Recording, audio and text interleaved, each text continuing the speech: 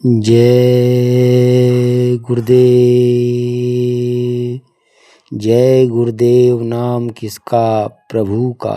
जय गुरुदेव नाम किसका प्रभु का प्यारा पवित्र नाम। जय गुरुदेव। सभी गुरु प्रेमी भाई बहनों को मेरा सादर जय गुरुदेव। बाबा जय गुरुदेव जी महाराज के मुखार बिंदु से ये सत्संग अमरवाणी आप इसे ध्यान से जरूर सुने। जय गुरुदेव। वेदन जाना गुरु को सतपुरुष नमा। अब कहते हैं कि भक्ति भक्ति कहते किसको है उसको तो पता नहीं। जो कृष्ण ने आदेश दिया या राम ने जो आदेश दिया और उसको बजा लिया उसका नाम तो भक्ति है। तो भक्ति तो जिनको देखा नहीं कैसे भक्ति होगी। राम को देखा नहीं, कृष्ण को देखा नहीं, किसी महात्मा को देखा नहीं, भक्ति किसी करोगे आप? किसका पालन करोगे जिसको देखा ही नहीं आप? और कहते हैं महात्माओं के पास गया नहीं। जो ये समझता है कि भक्ति क्या है, आदेश क्या है, साधन क्या है, भजन क्या है, ध्यान क्या है, तो कहते हैं वहां भी नहीं गया। तो क्या मिलेगा उसको? कैसे समझ में उसकी आएगा? वो तो जो समझता है कि हमने रामायण पढ़ ली, गीता पढ़ ली, भागवत पढ़ ली, हम तीर्थों में हुआ है, चलो यही भक्ति है हमारी। अब इसको भक्ति कोई अगर कह दिया जाए कि खराब काम क्यों करते हो तो कहेगा हम नहीं मानते इसको। तो भक्ति किस बात की है? किसकी भक्ति कर रहे हो? अरे भक्ति तो उसी को कहते हैं जिसके आदेश का पालन हो। आदेश का पालन नहीं तो भक्ति किस बात की? पति तो उसी को कहते हैं पत्नी की बात माने, पत्नी उसको कहते हैं जो पति की बात माने। अब शिष्य तो वही, मुरीद तो वही है जो मुर्शिद की बात को माने, गुरु की बात को मान ले। नहीं भक्ति किस बात की? तो कहते हैं भक्तों की शरण में तो गया नहीं, ना भक्ति का भेद सुना, और कहते हैं भक्ति भक्ति भक्ति भक्ति भक्ति। कोई रामायण गीता पढ़ने का नाम भक्ति नहीं है। उसमें जो लिखा है उसका पालन करो। तो वो तो एक भी नहीं कोई करता। बोलो। गुरु सबको पार लगावे जो जो उन चरण कहते हैं कि जब वो वहां से आते हैं सतलोक से सतपुरुष, वो तो आता नहीं, वो तो मालिक तो वही रहेगा। वो तो न कभी आया न कभी आएगा। तो जो उस बोध में जो सूरत आती है वही संत कहलाती है। कहते हैं उनको तो जाने ही नहीं उसको कि ये कहाँ के रहने वाले हैं, कहाँ से आए, क्या करेंगे। और जब तक कि वो मिलेंगे नहीं तब तक इसका छुटकारा हो नहीं सकता। ये उससे अलग हो गया, उस धारी से अलग हो गया, उस नाम से अलग हो गया। तो उसके साथ जुड़ेगा कैसे जब तक वो जोड़ने वाले ना मिले? वो तो एक धार फेंक रही है, उसको अपने से अलग कर दिया। अब दूसरी धार अगर मिल जाए जोड़ने वाली तो दोनों का तार तो एक साथ ही है। लेकिन अब कोई भेद जानने वाला मिले तो इसको जुड़ा के उससे जोड़ दे, तब तो वापस हो जाएगा। अब एक फेंक रही, उस धार पर बैठा हुआ, वो बराबर फेंकती चली जा रही और ले जाकर के उसने खानों तक पहुंचा दिया। अब वापस जाने की धार उसके पास है नहीं। तो बिना भेद के, बिना महापुरुषों के जीव कैसे उतरेगा? वापस कैसे लौट करके घर में जाएगा? ये तो परदेश है, पूरा का पूरा परदेश है। स्वर्ग भी परदेश है, ब्रह्मांड भी परदेश है, ये भी परदेश है, सब परदेश है। थोड़े थोड़े दिन का है कि तुम इतने दिन यहाँ रहो, इतने दिन यहाँ रहो, इतने दिन बाहर रहो, तो उसके बाद चलो वापस लौटो। तो जहां का वही लौटा के ले आएगा, बस यही ले आएगा चार खानों में, बस इसी जगह डालेगा आकर के। वापस ले नहीं जा सकता, बिना महापुरुषों के कोई वापस नहीं ले जा सकता। बोलो। गुरु से तू बेमुख फिरता मन के नित सन। कहते हैं मन से तू भोग बांटना इत्यादि में फंसा हुआ और गुरु से बेमुख है। गुरु कहता है कि भाई तुम चलो वापस घर में लौटो, चलो बैठो अपने घाट पर बैठ करके भजन करो, सूरत को शब्द के साथ जोड़ के चलो ले चलो। तुम घाट पर बैठ तो जाओ तो हम खिंचाई करें। अब ऐसे इंद्रियों के घाट पर अगर खींच ले तो अभी कल ही घबरा जाता है।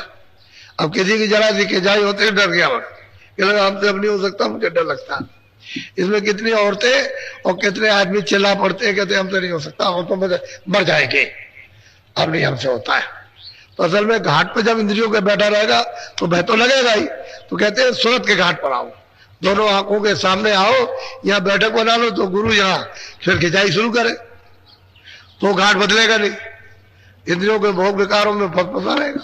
और जब विकारों से खींचेगा तो कहेगा हमारा ये सब जा रहा, अब तो हम चले जाएंगे यहाँ से, सब कुछ छीन गया, रोएगा चिल्लाएगा, फिर लौट के उसी में फंसता। तो मन के सन्मुख रहता है, जो गुरु आदेश देते हैं उसका पालन नहीं करता, उसको नहीं समझता है कि गुरु किस काम के लिए आते हैं। इसलिए सूरत को पारी उतारने का काम है उसका, लेकिन वो तरतीब से उतारेंगे। एक दफे तो उन्होंने दे दिया, जब दूसरे को दे दिया तो अब लेने का तरीका भी तो होना चाहिए। कोई वस्तु आपको दे दी जाए, एक लड़की है आपको दे दी, एक लड़का आपको दे दिया, लेकिन अब यह है कि वहां पर बड़ी परेशानी है, तो कैसे वापस लिया जाएगा? तो ऐसे नहीं, कोई तरीका तो होगा वापस लेने। तो इस सुरतों को, इन जीवात्माओं को जब काल मांग करके ले आया, तपस्या करके, प्रसन्न करके, खुशी में ले आया और खुशी में दे दिया, तो वापस अब कैसे जाए, उसका तरीका? तो कहते हैं कि गुरु से प्रेम कह रहे करो तो तुमको वो ले चले, तो प्रेम उनसे करते नहीं है, उनके पास उठते बैठते नहीं है, उनको ये नहीं समझते कि हमको लेने के लिए आए, और वो समझते हैं मनुष्य आदमी है। आदमी की तो शकल में आएंगे, अगर देवता की शकल में आया था रात को भाग जाओ, नींद उड़ जाएगी, ये भूत आ गया था, भूत आ गया था।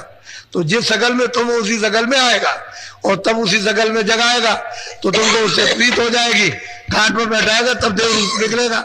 वो तो देवता है ही, वो तो जब तुम्हारा देव रूप निकाल देंगे तब समझ में आएगा, नहीं ऐसे कैसे समझ में आ सकता?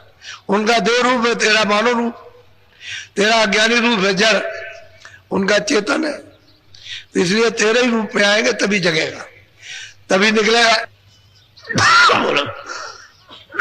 कर्मों में पछता खपता नर दे। अब महापुरुष कहते हैं भाई तू कर्मों में पछता खपता है रात दिन, कभी ये कर्म किया, कभी वो कर्म किया, कभी उसको किया, कभी उसको किया, इसी में मेहनत करता अच्छी तरह से, चिल्लाता और रोता उसमें, बस इसी में समय निकल जाता तेरा।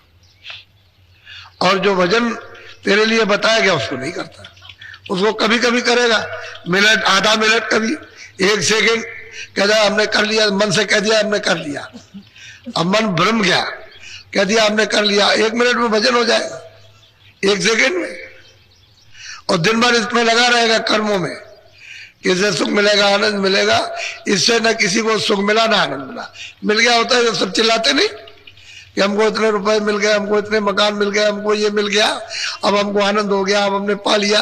वो रो रहे, तुमसे ज्यादा रो रहे, तो ज्यादा फंसोगे तो ज्यादा रोगे, कम फंसोगे कम रोगे।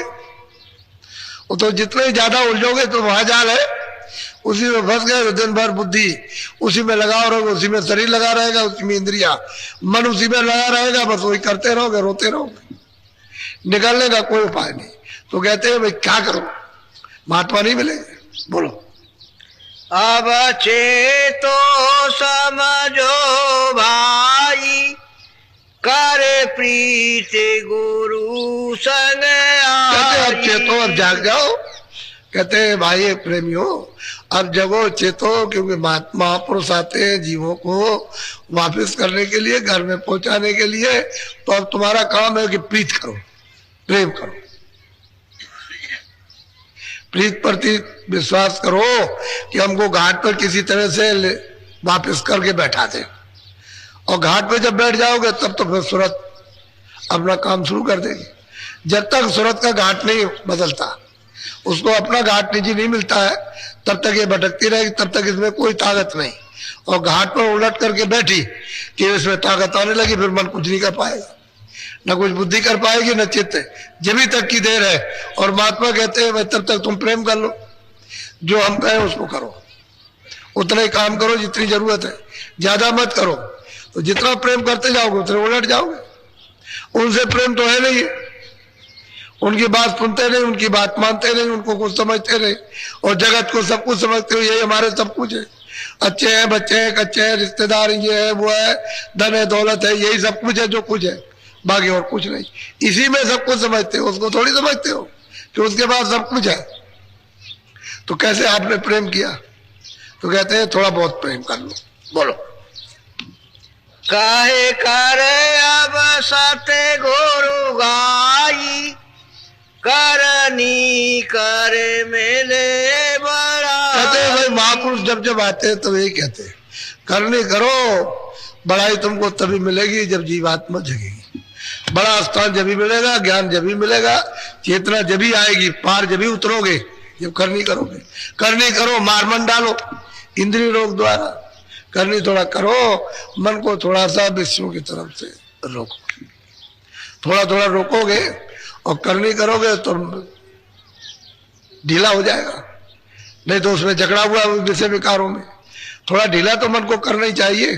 जब ढीला आदत उसकी बदल जाएगी, करने में जब लग जाएगी उसकी आदत और इन भोगों से छूट जाएगी तो जल्दी काम बन जाएगा, नहीं तो उसी में दिन और रात लगे पड़े हुए और मिलने जुलने वाला कुछ नहीं है। वो सब क्षणिक है, ठंडक क्षणिक ठंडक है, आनंद तो है ही नहीं। उसकी ठंडक आती है शब्द की, नाम की।